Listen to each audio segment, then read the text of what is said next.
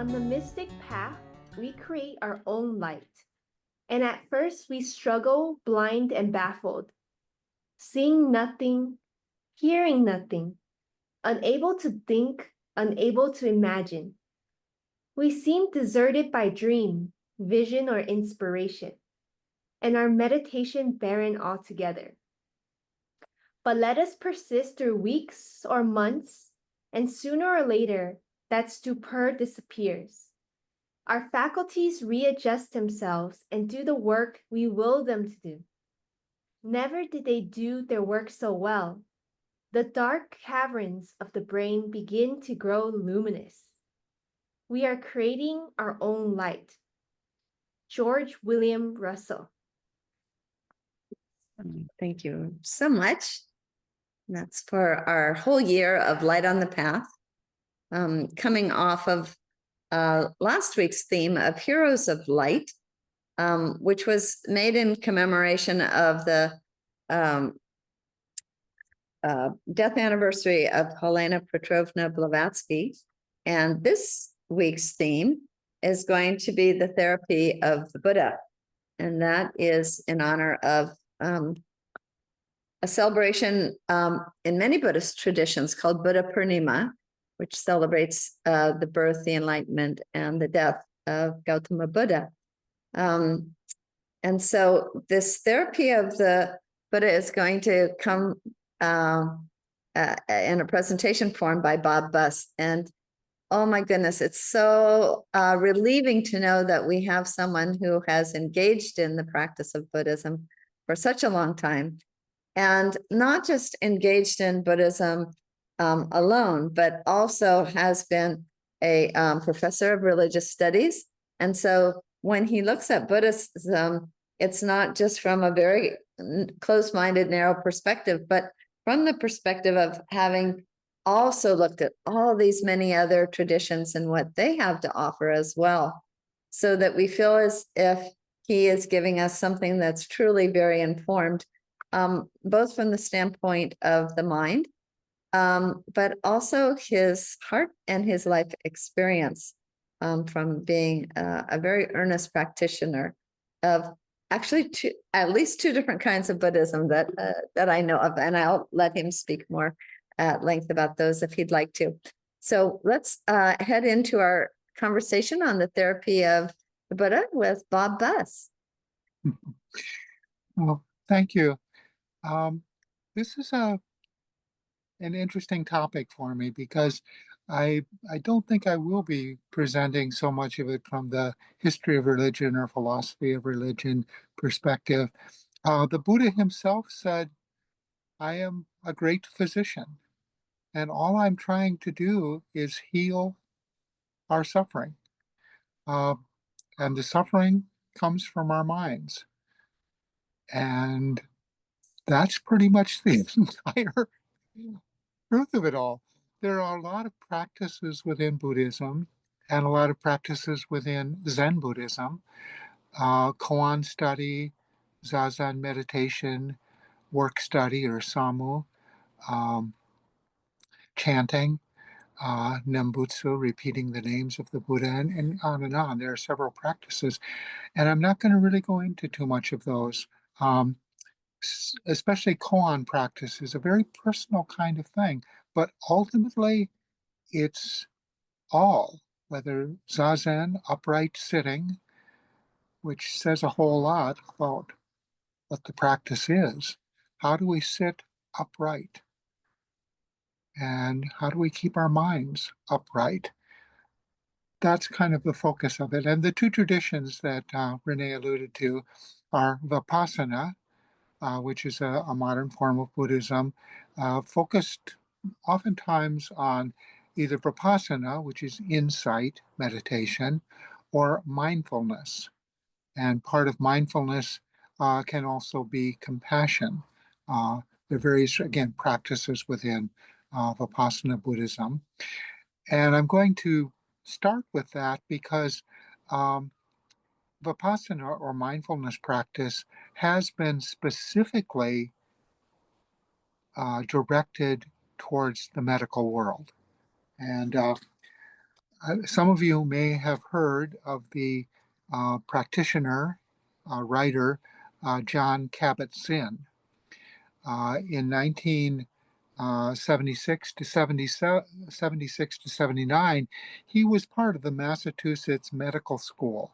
And he talked to a bunch of the doctors, practitioners there, and says, you know, how many of your people do you actually help? And they said, oh, all those people with pain, especially chronic pain, all those things that we're dealing with, maybe 15 to 20%. And he said, oh, that's not very many. And I said, what about the rest? And he said, well, they either get better on their own or they don't get better. And he said, well, is there anything to help them? And he said, well, these are the ones that have exhausted their alternatives. They've taken all the drugs they can, they've had the operations they can. We have nothing left to give them. And he said, well, would it be helpful to have a practice that just sort of reduced their suffering? And they all said, yeah, that'd be great. So he developed something called MBSR, mindfulness based stress reduction. And he very specifically and consciously decided that he would not use words like yoga or even meditation, certainly not dharma, dukkha, all these words that are part of the practice of Buddhism, but rather just say, well, we're just going to reduce our stress. And he did that by a program that he described in a book called Full Catastrophe Living. And he began with 15 to 20 people, and they would come together once a week for 8 weeks. And they would have a 2-hour session with him. And then the assignment was, well, the other 6 days, go and do it yourself. And then come back next week and we'll do something very similar. And that way. And then at the end of 8 weeks, the saying was, well, after 8 weeks, the rest of your life. Um, that was kind of the thing. And the practice was a fairly straightforward one. And almost everyone here, especially the ones of you that I know are practicing yoga and other things, are very familiar with this. I'm sure all of you have done it. It was basically a body scan, and you can do that in various ways. You can start at the top of your head and go down, but you're just focusing on uh, the parts of the body and how they feel. You could also start at the bottom with your soles of your feet and go up to the top. You could go up the right side, down the left side, or vice versa. There's various ways to do it, and you're just kind of focusing on what it is you're feeling. Um, and keep in mind, um, I think what's different, even though we've all done it, what's different is that these are people who are in chronic pain. So they're feeling things that are at least certain parts. When they get to the lower back, they may be feeling, excruciating pain. And they're all just either lying on the floor, or I saw that they were kind of lying with their feet up on a chair so that, their back was on the ground and then their knees were at an angle. Whatever was comfortable. I mean, whatever they felt they could do. Um, and Jean Kabat-Zinn was kind of putting this in between the scientific, because there wasn't a lot of science behind it, and the artistic, the yoga, the art of doing things. This was kind of a practical inner practice, inner condition. And he had worked with a Korean Zen practitioner, Sung San, and he'd obviously done some work with Vipassana. So he kind of developed on how we bring the quality of attention to the moment by moment. And that's going to be essentially my whole talk. How do we bring attention to the moment by moment, and whether in Zen or in Vipassana? Um, and as he went through this, he realized that he really did. He's done 167 of these cycles of 15 people, 8 weeks, 1 hour a week, practice on your own. And that's those cycles he's done. Each time he wrote it up and asked them, he realized that he had to sort of satisfy the medical world that he was in, or the scientific world, needed some kind of outcome. And so people said, yeah, this really helped me. And of course, these people knew that these were people who were not finding help on any other way. They had exhausted their help. And so they gave experiences saying, well, this resulted in basically a certain kind of experience that was good for me. Um, so that's certainly healing. It's interesting, the word meditation and the word medicine sound like they probably have something in common. They don't etymologically, but kind of deep down they do, with a kind of etymological root of attending or paying attention to something. They do have that kind of in common. And mindfulness, as John Kabat-Zinn was working on it, can be seen as sort of two things: concentration, stabilizing, focusing, quieting the mind, focusing on different parts of the body. And then the flip side, observing reality in an undistracted, clear way. And that's sort of the entire practice that he did. And he found that it was very effective. It really did do some kind of healing aspect. Thich Nhat Hanh said, "The true mind is the radiant nature of being. The false mind is focusing or in conceiving and discriminating." And so this is kind of now moving into the Zen part of it. Zen, of course, looks at the difference between the true mind and the false mind. The Awakening of Faith, which is an early Zen text, also a Buddhist text, all phenomena of being since time immemorial are independent of concepts and words. Most of you have probably heard that Zen is, according to Bodhidharma, the beginning patriarch of Zen, is outside words, is outside descriptive language. And of course, there are thousands of little stories, which all are in words and all tell us something about that experience. But in Zen Buddhism, we're focusing on the direct experience, and words do get in the way of that. If you're doing a koan, for example, if you really focus on solving the koan, the words just trip you up horribly. Becoming one with the koan is not that easy, because we're going to get through our minds and our words and all of this, but that is what we're doing. And essentially, eventually, the words kind of go away. So Zen is a therapy. We focus on the root of suffering in the mind. And I'll just kind of begin by talking about the Buddha's first teaching on the Four Noble Truths. Truth number one, there is suffering. And that means there is disease, disharmony, discomfort, pain. But not just pain. What we do with the pain, we suffer the pain. The second noble truth is what is called etiology, or the cause of, in this case, disease, which is, according to the Buddha, caused by lust, attachment, selfishness, what he called craving. The prognosis, which any good doctor would always do, is to say, well, a cure is possible. Not necessarily easy, but possible.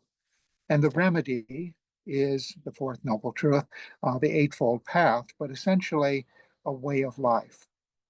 And this gets back to what John Kabat-Zinn was doing after this 8-week program. What are you going to do with it for the rest of your life?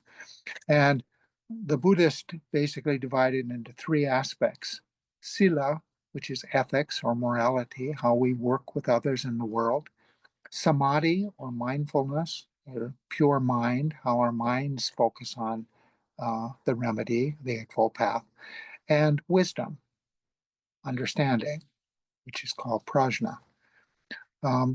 And we all suffer from basically the same complaint: our conditioned minds.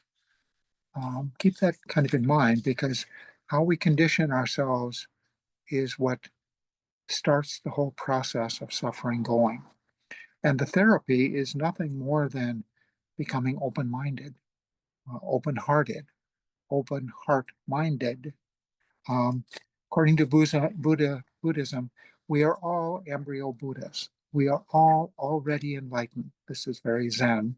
The Tathagata Garbha. Tathagata means non-neurotic, healthy, and Garbha is way. So what is the way of being non-neurotic? When we read the thing on the back of the book, I was struck by not only the clarity of light, but also we kind of mostly see all of this as though it was in a dream. And from a Zen perspective, that's the problem. We're not seeing it. We're seeing it as if it was in a dream. And basically, there is a sense of Buddhism that has no self. There is, though, karma, and it's called alaya, or the storehouse consciousness. But all of our experiences have kind of created this karmic storehouse, and we draw upon that, just as we draw upon our experiences in the world. That's part of our experiences. And the focus really here is not so much to avoid whatever we experience, including our karmic habits, our character habits that we have developed on our own, with the help of our parents, with the help of our childhood, with the help of our school, with the help of our culture. We had a lot of help in creating our characters, but they're all ours. I mean, they're ours because we have created them and we are them. So the aim of Buddhism and Zen is to liberate the mind by enabling it to let go of those conditioned states. As I said, there is a remedy, it's just not very easy. And that's to rediscover the original unity.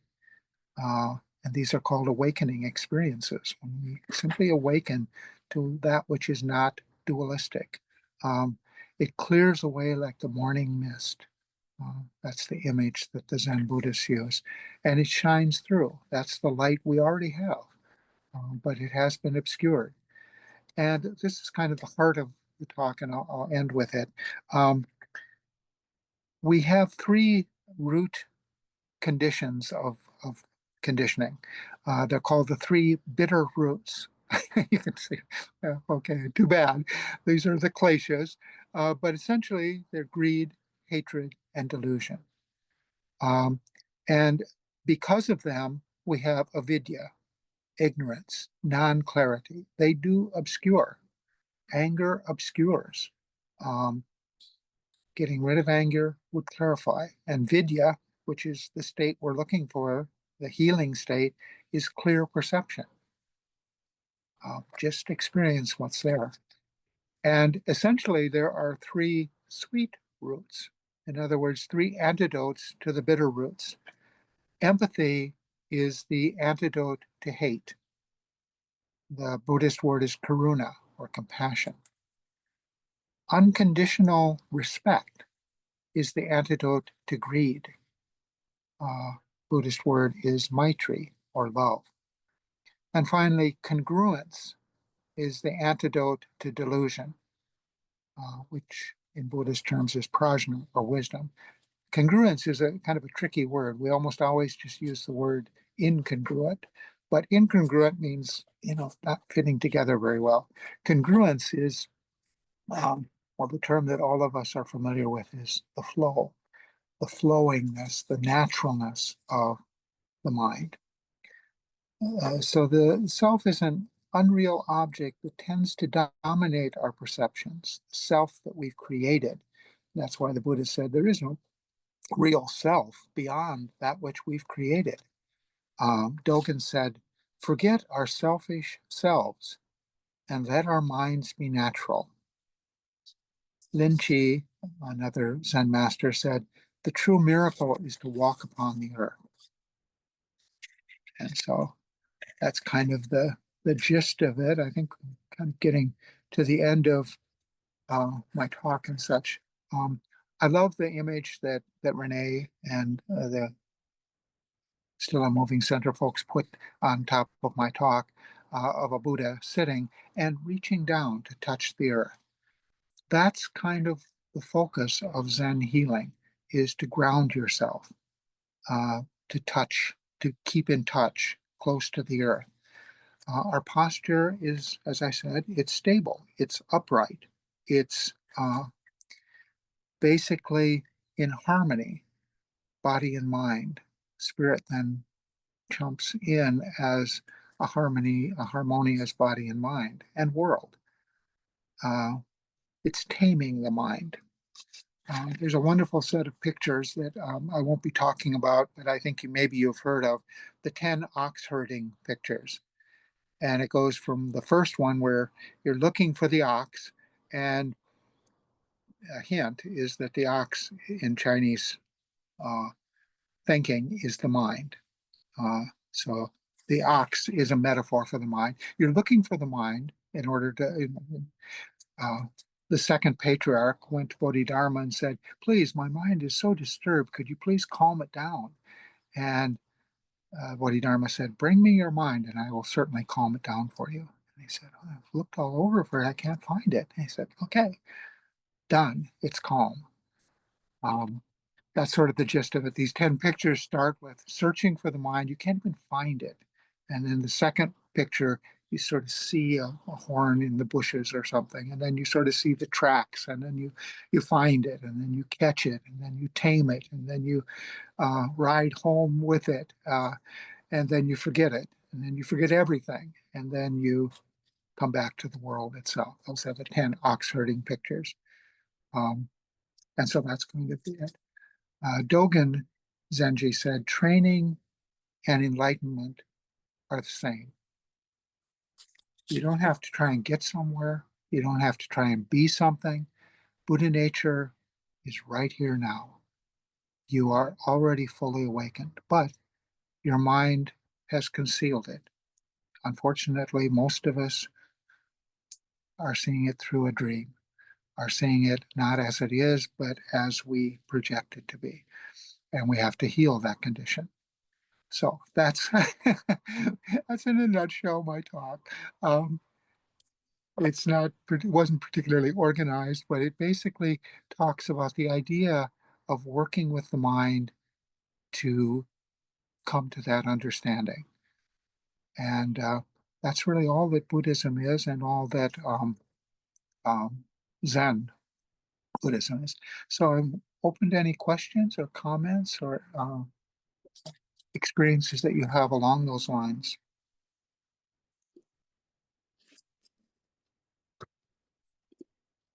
Awesome, Bob. Thank you. Yes, indeed. I do have a question. Go for it. Came in a little bit late and I was a little distracted, but that near the end you said there is no self but that which we have created. Yeah. And so I've recently been working a lot with this model called internal family systems, and this idea that there's a cascade of characters that make us up. Mhm. But there is the self. Mhm. And I relate to the yogic path of the true nature, S with the capital self with the capital S. Mhm. So I'm wondering how that resolves with what you said about there is no self but Mhm. those parts, as we would call it in Right. ideas. Yeah. That's probably the most difficult part of Buddhism. Um, and as you mentioned, going back to the earlier tradition before Buddhism, the Upanishadic tradition, they do talk about the Atman, and the individual Atman is the same as the God Atman, the one unity of consciousness. And the Buddhist basically said there is an Atman, no Atman. Um, and part of the way he's saying that, and he just wants to say there is no permanent self. And that isn't exactly different than the Upanishadic tradition. I mean, if you go through the Bhagavad Gita, you really see that Krishna is talking about something much different than a permanent ego-based self. Die to live is an earlier than Buddhist view that you need to die to that ego-based self. And from my point of view, I say to me, if that's all you're getting out of it, maybe that's all you need. And that non-ego self is probably common to a lot of religions because it guides us in a way that distracts. Um, but the Buddha had uh, three essential views. One was no self, and the other was everything is change. Everything is impermanent. Nothing stays the same. And again, everything's focused on the sense of suffering. So we suffer because we don't want it to change. I mean, all these guys are with their chronic pain are experiencing it unwantedly. They're sick because things happen. They don't like it. They wish it hadn't happened. Why me?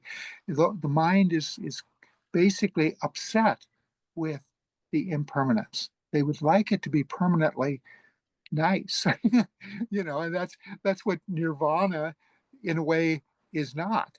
It's not a place where everything is nice. It's a place where you're accepting everything that is. Again, it's all kind of related there.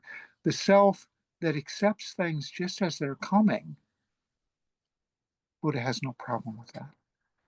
And in that sense, if that's what you mean by the self, which is very difficult to get to, you know.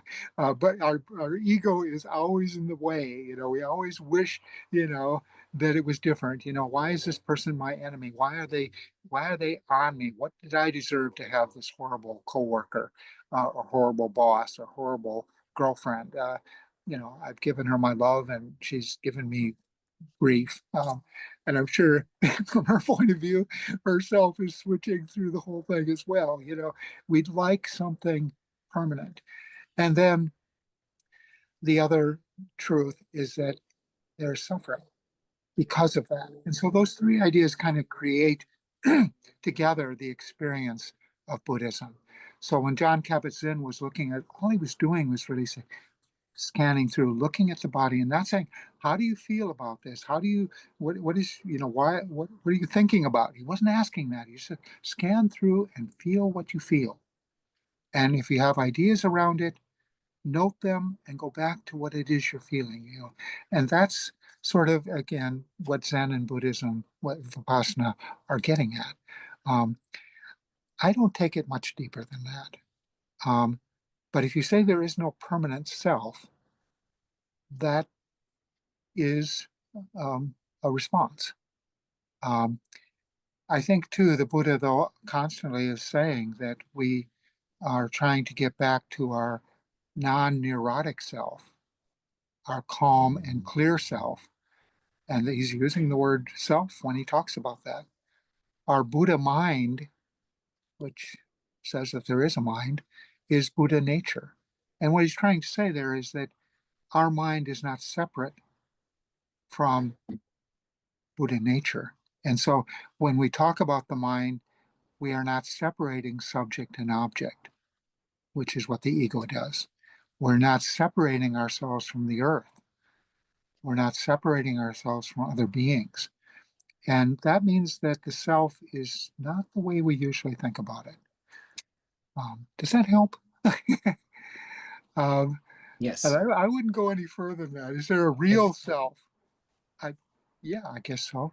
I mean, I have to basically look at it and say, well, not for me, unfortunately. I mean, I've been sitting there just, uh, this is all I'm getting is what the Buddha is talking about, really. Um, and mostly I'm getting uh, delusional thoughts. And the three bitter roots are, well, there's a saying in Zen Buddhism, greed, hatred, and ignorance arise endlessly. I vow to cut them off endlessly. It's a constant thing. I'm not going to cut them off for all time and reach nirvana, the perfect state. I'm going to be working to do that. That's a vow. And living by vow is, I think, what the Buddha said. Well, that's it. Live with your pain, but live with it. Don't avoid it. Don't hide it. Don't say that, oh, where's my pill? Where's my experience that gets rid of it? Um, and you know, John Kabat-Zinn, I think, showed that that can help you. 80% of the people were not getting helped in another way. So it says that Zen meditation, but also yoga, the meditations that we all do, different kinds, they do help. And I hope that that kind of resonates with people. And I once had two knee surgeries at the same time, and I was in the doctor's office in the hospital, and I just realized I saw this person, young man, who had his back broken by a surfing accident, and he was just going crazy. I mean, he had no resources. He's from Kauai. He was brought over to Oahu. Um, he was constantly on the phone. He was just I mean, just you could tell that he was kind of going crazy in his head, suffering. And I realized, well, I've had a lifetime of practicing, as Renee says, and it's not like I've gotten to this perfect place, but I got to a place where I'm pretty good in the hospital. I mean, I wasn't going through craziness. I meditate. I can do zazen in bed. Um, and they said, well, don't be afraid. You can take more. They had a little clicker that gave me morphine and stuff. And I took it to go to bed, but I wasn't feeling that I needed it a lot. They said, well, don't be afraid of this. Well, I'm not afraid. I mean, I'll take it. But, it's like a lot of the needing of that pain medicine is probably as much what you're doing with the pain as the pain itself. And that's how I kind of draw these two together. And I don't know what the end result is. You know, I'm not at the end yet. Closer than I was, but still. Ishan. So much, Bob, for sharing the wonderful stories. I think there were a few couple of observations which I wanted to highlight or bring forward. I think one about the reference between the medicine versus meditation being the same, but yet they are very different. And I wrote this in a way that what does medicine actually do? It's a way of instant gratification of removing the disease or feeling disease is something as lack of ease. So it helps you kind of help you overcome that lack of ease versus meditation is a way of revealing the ease which is within our body. And it's kind of going to the source of the problem. And sometimes that's a very tricky and arduous path to follow. And I think the other part to the conversation of what David asked that question, I think from the philosophy of Hinduism, we think about as the three distinct selves, as nature being as the unconscious healer energy, the physical human or the higher conscious self, which is the conscious energy, and the Purush or the human, it's the human beings without any energy. Now, nature has the power to heal, has all the gunas to act, but it doesn't have the ways to act. It needs a way of action, which is where the earth kind of comes in. Now, humans knows how to act, but they don't have the gunas to heal. How do you superimpose both the energies? And I think that is where, as humans, if we can find a way to overlap the action and the gunas from nature, you have the power to heal in a way to yourself. And hopefully, if you're able to superimpose completely, then you become a Buddha, I guess, in a way, an enlightened being that you can, then there is no, you still have I guess, in a way of identification of self, but you're not acting as a self. You're letting the nature speak in the ways it wants. And wanted to hear a few more thoughts on that. I guess in a way that, Yeah. Yeah. Well, no, you're exactly right. And when I wanted to connect those two words, compare them, medicine and meditation, exactly what you're saying. What is meditation? What is medicine in a good sense? Because really, in the Western way, doing something to ourselves, basically clouding over the pain or masking it or, solving some kind of problem, very dualistic way of thinking. But if you look at, say, just as an example, in Tibet, you have a whole system of natural medicine that is incredibly deep. You know, you have all of these natural healing sorts of things. And I would argue that all indigenous traditions, from Hawaiian to Native American to Tibetan, all of them have the sign of we are not separate from the earth. And if somehow we can connect to the earth, there is a medicine out there. And that's, of course, what the holy people, the, the medicine men and medicine women are finding. But they're finding it in a way that's not exactly like Madame Curie doing her experiments to find a drug that's going to work really well. It's not a scientific thing. It's more of an art thing. And that's what I said. They're kind of in the middle there. Um, I mentioned Tibetan Buddhism just simply because, not Tibetan culture, just because there are books written on all of these medicines, natural herbal medicines, and they're incredibly specific. They have spent a lifetime uh, identifying the various herbs that will help in very subtly different ways. And that's the complexity of the body, the complexity of the earth, and how the mind kind of brings those two together. I mean, if you really are healed, you accept that kind of experience, and it's a lifetime of experience. I think Mary could probably talk about the same kind of thing in Hawaiian culture, and not just herbs and medicines, but also how you massage the body, how you calm it down in different ways, how you get rid of the neurotic dis-ease by a natural healing. And this is, again, as David said, the self is not an isolated self. It's part of nature. It's part of all these experiences and all these other people. I mean, one of the things I sit with is the gratitude for thousands of Zen masters who have sat before me. Well, you know, I didn't talk about the koans, but they all come from Zen masters and the stories of their experience. And it's not trying to explain some experience, it's trying to have some experience. You know, so that's kind of what I'm getting at there. And I think you're exactly right. You know, if you can find out what is good medicine, what is medically sound, you know, that you can feel in harmony with, as opposed to, um, you know, really, I think Western medicine, what is the drug or what is the surgery that we can do to fix ourselves, is going down a way that is physically the equivalent of an ego-driven neurosis and paranoia.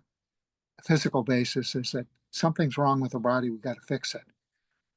Chinese medicine too, and well, Indian medicine, the whole Ayurvedic tradition in China, the Qi uh, system, all of those are extremely complicated and give you a sense of medicine as healing.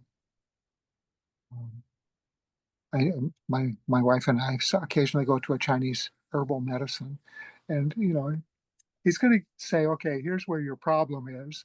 I see it. But you know, your problem is, and he's getting into the mind again here, is that your liver is, you know, too much wood element. And he's really saying you're out of harmony with the world. And you need to bring that back before you can deal with this, you know, pain in your knee kind of thing. That's just a symptom. And we're not going to try and fix that symptom. We're going to try and fix the body to bring it back into harmony. Does that kind of respond to your question, or do you have more to it than that? Okay, Marianne. I think that you just segued into my question. Thank you, Bob. And thank you for the kind of help me distinguish between the Zen perspective that I always go, do I really know anything about the Zen Buddhist tradition? But you'd mentioned sitting upright, and then you said, and the mind is upright.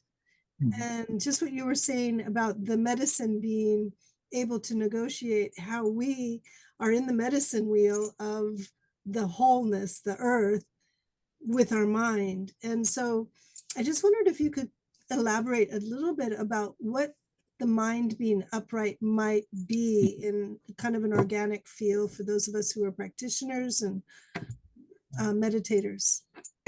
Yeah, well, maybe I will get into a little of the history of Buddhism then, because it's important to realize that every time Buddhism moves, it transforms itself. And so in India, where Buddhism started and eventually kind of died out, a strand of it kind of comes through Southeast Asia, early Buddhism. But the Indian form of Buddhism has a lot of assumptions about itself that are very, very different than what happened when it went to Tibet and especially China. And so Zen is entirely, almost 80%, influenced by China as much as it is by original Buddhism. So it'll talk about Madhyamaka, it'll talk about the early Buddhist traditions, the Mahayana, all of that started in India. And they will refer to it, but it's through 500 to 1,000 years of Chinese thinking. China relates to the four seasons and nature in a way that India doesn't. India really is incredibly sophisticated, and I think David was alluding to this, about words for the mind. I mean, they're not just two types of mind. There are, there are hundreds of forms of mind, conscious and unconscious, dream states, um, uh, drug-related states of consciousness, all these sorts of things. All of that kind of goes away in Chinese Buddhism. And Zen then comes back to um, relating Buddhism to the two indigenous traditions of China. Taoism, which says that there is a Tao that is undifferentiated, that is the unity of all things. And out of that one comes the two, yin and yang. And out of the yin and yang come, as was mentioned, heaven, earth, and man. And out of heaven, earth, and man come everything else. That's not to be found in Indian Buddhism. And it is at the heart of Chinese Buddhism, which is Zen. And so you're going to have to experience that. The other indigenous tradition is Confucianism. And that means we are connected. We are connected as real. What is as real as our body and mind is our relationships with other people and with the earth and with the government and society. The five relations in Confucianism are, how do you relate to your wife? How do you relate to your father? How do you relate to your mother? How do you relate to your elder brother and sister, your younger brother and sister, your friends? How do you relate to the government? All those kind of relationships are extremely important. And the word they use for that is upright. What is your upright relation to your wife or your husband or your lover? And so you're not only sitting upright, which just means from a Zen posture, your back is straight. Your nose is over your navel. Your shoulders are straight. Your ears are above your shoulders. I mean, you have a straight back with a solid grounding. Your knees are in a full lotus or whatever lotus position you can get to, but they're grounded. The knees and the butt form a three-pointed base, and that is in connection to the earth. You're grounded. So upright is sitting straight, but it also means all of that way of coming to the world. And that's as important to Zen as the Taoist sense of nature. So interrelationships, and that's why, again, as David was saying, what about the self? And the Zen Buddhist is going to say, it's not about a self separate from these relationships, separate from the earth. There is no separate self, and there's no permanent self. And so we have rebirth in Buddhism, and then the question is, well, what rebirth? What is reborn?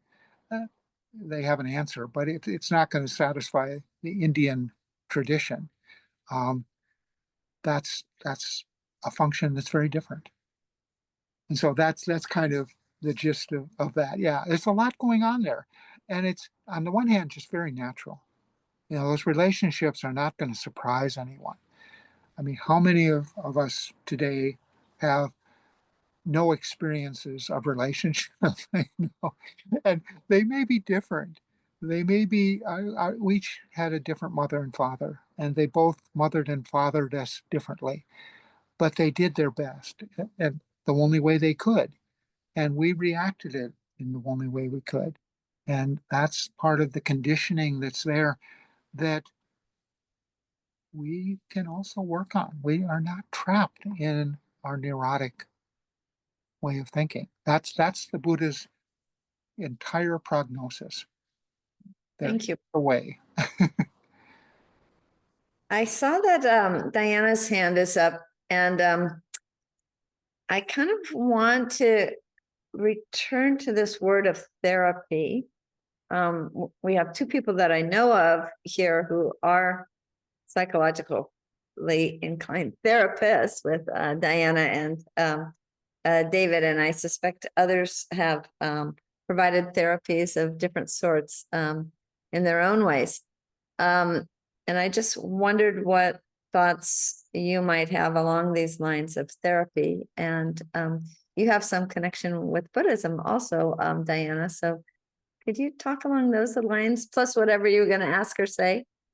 Well, I think I sit meditation because I go underneath my thoughts. And when I do that, I touch into something deep, and oneness is my experience. Does that mean my mind is always not thinking? No, it thinks. It's something underneath, and it's a deep connection. And I don't talk about getting rid of the ego. I think we need the ego in our daily life, but it's, where does the ego come from? You know, is it coming from the greed, hatred, and delusion? Or is it coming from empathy, unconditional request, and congruence? So it's like, when we can touch, when we can live our life from a place of oneness. You said we're all one, and we forget, or we don't know. And I think that when we come from a sense of oneness, or that we are a one, that our ego is needed to live on this earth. And yet we can live from a place of being true to a deeper sense of calling, or oneness that we can share. And in doing that, we can share love and compassion. We can share unconditional respect and congruence. And I think that when we say, where do we come from? Where is our intention of living? And you had said that training and enlightenment are the same, and we're not perfect, but I think the more that we practice surrendering to unconditional love, or to God, or to our Buddha nature, and really have a communion with that is the therapy. That is the bringing together of oneness and our everyday life, that they're not separate. It is one. And I think that it's important that we do some kind of practice so that we can start being aware. What you said was enlightenment was awareness or something. I just don't know where you said that, becoming aware. And I think that allows us to move beneath our thinking mind, and to be aware of what's true. Part of the Four Noble Truths for me is there's suffering. The reason we suffer is because we want it to be different, and there's a way out. And it's the wanting it to be different and not seeing reality as it is that stops us from coming from a place of being guided and directed, and really listening deeply about what we're supposed to do in this world. And so that's how I work with the ego, or with therapy, is bringing people together so they can really deeply listen to their truth, and to what's underneath all the ego chatter of greed, delusion, and hatred. Well, that's beautifully said, and that's essentially it.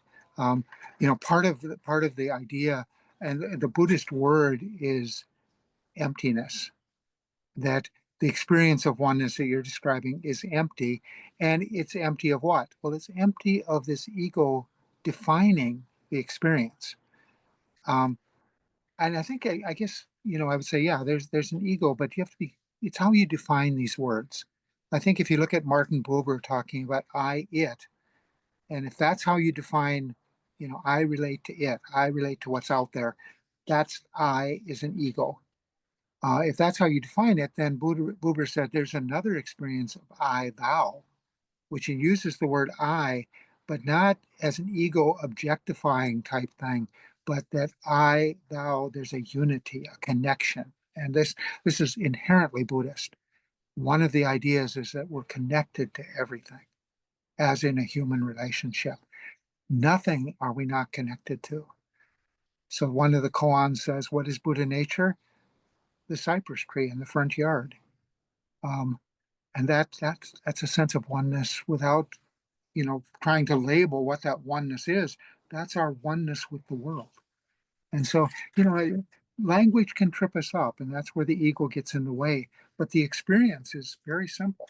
And as you said, the therapy that you've described is very similar to, in Zen, well, all we're doing is listening deeply, observing carefully, noticing appreciatively. That's therapy. Zen way is therapy, is the way of Zen. And it's a life practice. After 8 weeks, the rest of your life.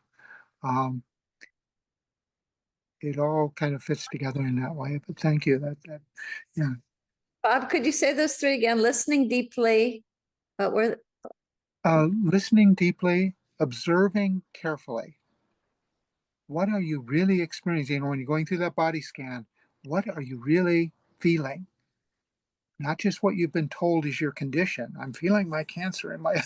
No, you're not. You're not feeling cancer. You're feeling something and observing it very carefully.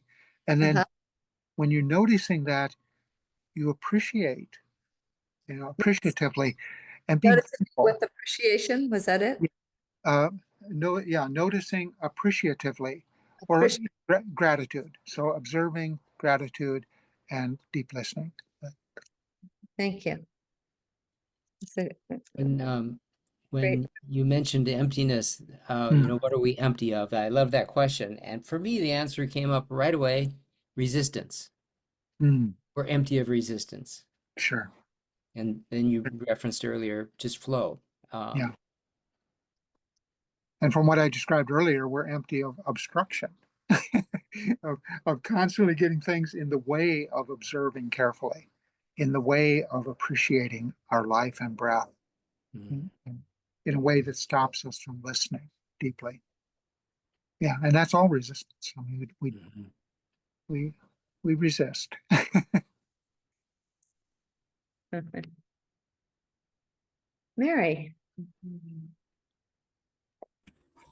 Mahalo, Bob, and everybody else for their contributions. One thing that I practice in my Catholic faith is prayer. And I have heard from other people that doctors have said that people who know they're being prayed for, people who pray for others, it makes a big difference in their health outcomes. We have one of our hula sisters, and she's been through a number of health issues, and she went to her doctor, and all her test results were perfect and stuff. And she commented that, yeah, she's got a whole bunch of people praying for her. And he said that is a big mark of helping people to get better. And I know that when I have had a headache or I've got a pain, and I surrender that pain to what Jesus suffered on the cross. And every time the pain has gone away. So it's a surrendering, like Diana said, you surrender. And I think of a leaf that's flowing down a stream. There's rocks, there's boulders, there's garbage in the way, but it makes its way through, and eventually it gets into the ocean. And I was just amazed at, how things, if you've got community, everybody helps each other. And when you've got community, you can do anything. You can conquer a lot. Amen. Well, that's exactly right. And Buddhism and Christianity have in common that deep sense of community. And it's a little bit of the chicken and the cart and the horse. Which comes first? I think what John Kabat-Zinn is saying is that if you could just relax your mind, let go of your suffering a bit, you'd prepare a place for prayer. And many Christians who practice mindfulness or Zen meditation, and there isn't a God in Buddhism, so there's no conflict. if you want to sort of practice this upright meditation, and then second stage is either contemplation or prayer, works really very nicely. And they relate to each other. I think just as Jon Kabat-Zinn got some very good outcomes on his mindfulness practice, equally important would be the sense of prayer and how that affects. And no question, both of those really work. And both of them are different than the Western, where's my drug, where's my operation?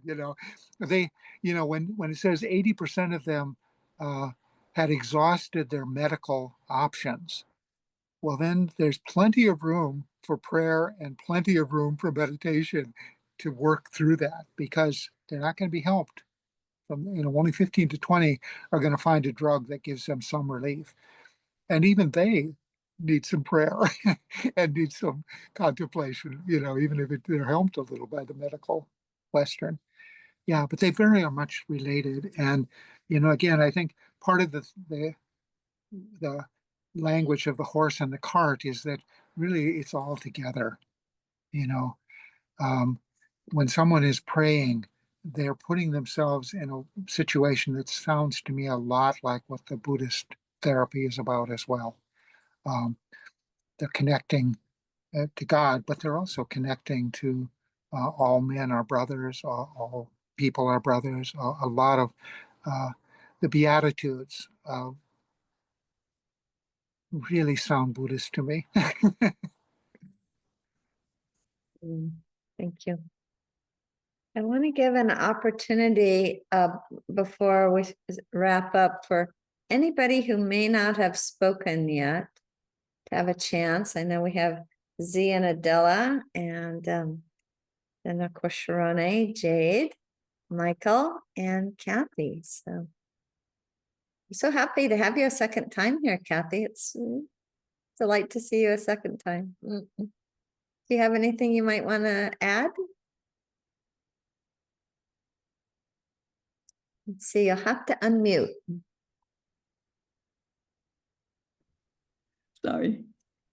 Thank you. Did I hear Bob say something about no karma? There is karma. Yeah. Okay. Mhm. Yeah. And I know there will be a session later in the month about karma. Okay, thank you. Michael?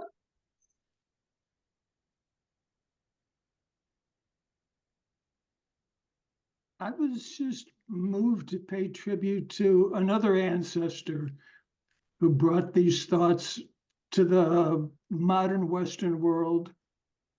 Before Jon Kabat-Zinn, there was another doctor, also from Massachusetts, Herb Benson. And his book, The Relaxation Response, was just a huge bestseller. He didn't want to get into any theological frameworks, but I think he went and did research on monks and their responses during meditation. He's very scientific. I was just moved. He also he was involved at the Harvard Medical School, and for many years he would sponsor this big conference called Spirituality and Healing in Medicine, where they would bring in teachers from all different perspectives. And they had an audience, like hundreds and hundreds of practitioners from all different fields. Medical people would come and hear all these talks from Zen monks and Jewish rabbis. And so I'm just moved to acknowledge an earlier ancestor. Beautiful. Yeah, We might have to ask you to share with us about that, Michael. He sounds fascinating. Jade, was there anything you might want to add? Yes, thank you. Thank you so much, Bob and Renee. This is really, really beautiful conversation, very beautifully expressed on the therapy of Buddha. I think two things really spoke to me, and I loved hearing all the different perspectives too. One was you said Buddha nature is right now. Buddha nature is this present moment. And this week we went to Magic Island, and there was a beautiful a pink blossom tree just blossoming right there at the front of the park. And it was so magnetizing that we couldn't help but just go under it and do our qigong there. And when you said that, it just reminded me that Buddha nature is the present moment. And that even though that experience was so beautiful, that was also impermanent. The flower, the pink blossoms, they're not attached to the tree. If we go on another day, there another tree is going to have its moment. And so that was I really loved that. And then the second was, you said we are not separate from the earth, and you kind of tie that to the medicine. And I love that philosophy of there's also a good medicine. And in indigenous cultures, there were medicine men and women, and they saw it as we're not separate on the earth. We just have to bring our body back to harmony. Yeah. And that really being able to see that pink flower, you know, so many of us in our busy lives pass by a lot of pink flowers or a little green thing growing in the middle of the sidewalk. You know, we miss a lot. And that's part of listening deeply, is being able to see a pink flower. And we're bringing right here now that pink flower, but we're seeing it. And so, you know, a lot of our experiences, we've had experiences with flowers and how they relate to us. So the past is also right here now. And, you know, there's other things right here now. And it's very comfortable. I'm seeing that we have Adela right here now, and we don't have her very often. So I'm going to ask if she wanted to give us her own little final comment. I'm seeing we've passed the top of the hour. So, well, like you said, the past is also part of the present. And when Kumalia said that her mother always prayed for the hula students, that affected me so much, and it still affects me, Mary. Yeah, so, well, thank you. Connection to the earth, our Tai Chi teachers down there, yeah, you're always connecting us to the earth, and I appreciate that. Thank you, Bobby. Thank you, Renee. Thank you. Yes, wonderful. And Z? Loved it. Thanks, Bob. Really great talk. Put a lot of things together in my head. Well, let me mention that for next week, we'll have the topic of pride to humility. I think it's a really very perfect sequel to this talk. Just that touching down to the earth, I think indicates some of that humility. The quote for the week is from the Talmud. The sun will set without your assistance, which I also love. And yet we're not approaching it from the Jewish tradition. Z's partner, Skylar Riella, is going to talk from the Plum Village Buddhist tradition on this pride to humility.